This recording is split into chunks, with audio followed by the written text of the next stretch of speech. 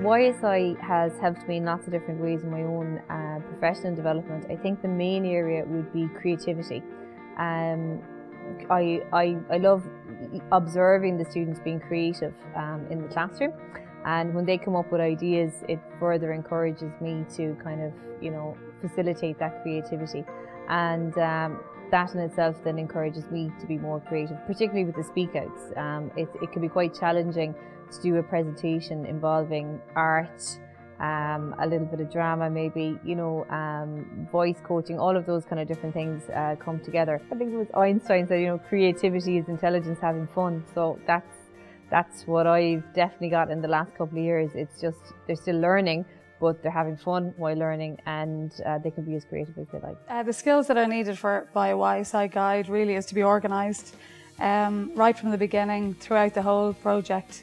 Like you are guiding the students, and it is to, on the one hand, I suppose, enable them to take ownership of the project itself, but it is to often guide them in certain ways. For myself as a teacher, what skills it brings is I've supposed to become a little bit more open-minded.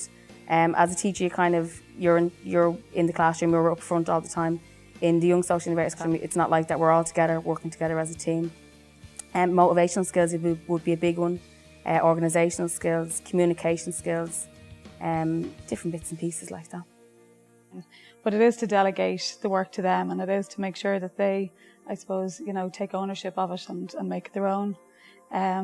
It is to be a good communicator as well, so that they know the deadlines that are approaching and that they know what's required, and if it is maybe assessing their work that they're doing for the report to make sure that it is good enough to be submitted. The rewards I've got as being part of the Young Social Innovators is the main thing that really sticks out for me is what the students get out of it, and how thankful they are that they've taken part in it. This year we had a Step Up challenge, and the students came to me on their own time and asked me could they take part and do the Step Up. And I said no problem at all. So we gave up my lunch break and they gave up theirs, and we worked really well as a team. I'd be sad to see them go now next year, but they will still do bits and pieces for me, but they'll be 6 years. But just building confidence is a really, there's nothing more you can do for that. Like if you can build someone's confidence, it's just amazing. I think it is important that the students decide. Like teachers sometimes can be a little bit controlling sometimes, and they have ideas of topics that might do well, but the water safety project at the beginning I didn't think it was relevant to our area, because we wouldn't have a huge emphasis on water sports or water accidents, but the girls themselves had their own experience with having lost somebody in the area, and but through their initiative and pushing it, they decided then to go with that. And it is then to, I suppose, take on the research then. Surveys are always very popular to find out what level of knowledge people have in the school community and outside, and then it is about communicating and making a difference. So we were lucky to have the local rafting company who were putting together an education programme themselves.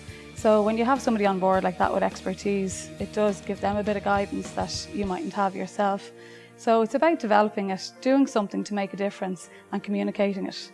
And then I suppose you have the official deadlines of writing the report and communicating it through the speak outs, and then finally getting ready for the showcase in whatever form that might be.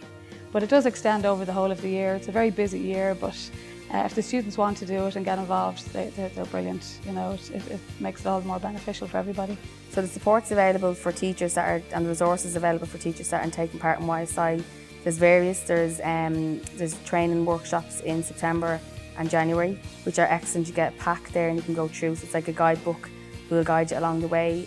They're always at the other end of the phone, no matter how big or how small your issue is. There's a number of resources on Young Social Innovators website, and the communication workshop as well. My advice to other schools and teachers and principals about taking part in the Young Social Innovators is to be just start straight away, because this is our second year doing it in the school, and it's just had every student knows about YSI. The rewards are just brilliant for what students get out of it, and teachers as well, and it's a whole school approach. It's really, really rewarding, and you just won't go wrong.